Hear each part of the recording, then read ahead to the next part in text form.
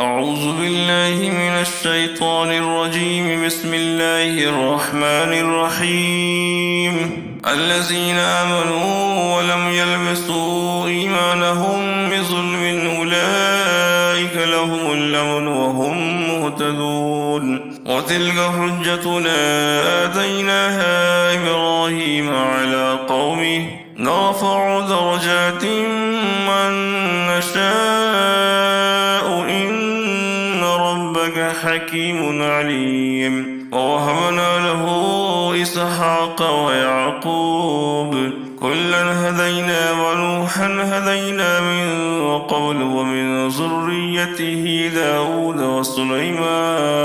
وسليمان وأيوب ويوسف وموسى وهارون وكذلك نجزي المحسنين وزكريا ويحيى وعيسى وإلياس كل من الصالحين وإسماعيل واليسع ويونس ولوطا وكلا فضلنا على العالمين.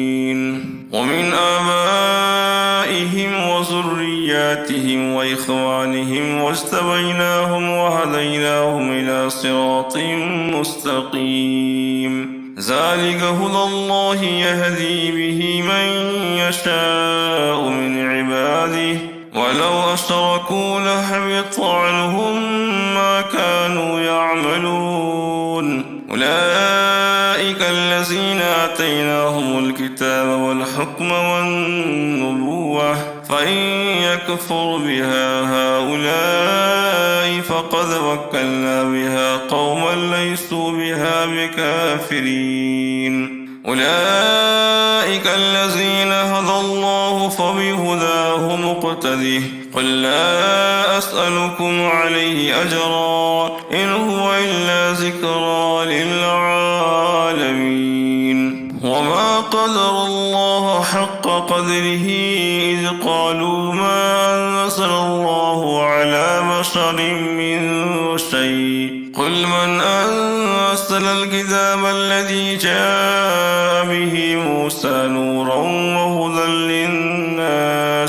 وهدى للناس تجعلونه قراطيس تبدونها وتخفون كثيرا وعلمتم ما لم تعلموا أنتم ولا آباؤكم قل الله ثم ذرهم في خوضهم يلعبون. وهذا كتاب أنزلناه مبارك مصدق الذي بين يديه ولتنذر أم القرى ومن حولها والذين يؤمنون بالآخرة يؤمنون به وهم على صلاتهم يحافظون. ومن أظلم ممن افترى على الله كذبا أو قال أوحي إلي ولم يوحى إليه شيء ومن قال سأنزل مثل ما أنزل الله. ولو ترى إذ الظالمون في غمرات الموت والملائكة باسطوا أيديهم أخرجوا أنفسكم اليوم تجزون عذاب الهون بما كنتم تقولون على الله غير الحق وكنتم عن آياته تستكبرون.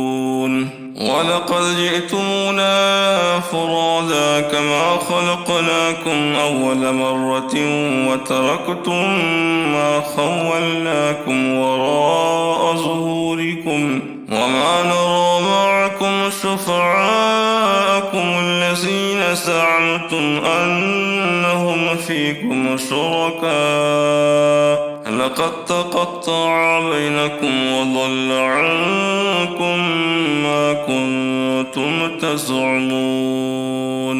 صدق الله العظيم.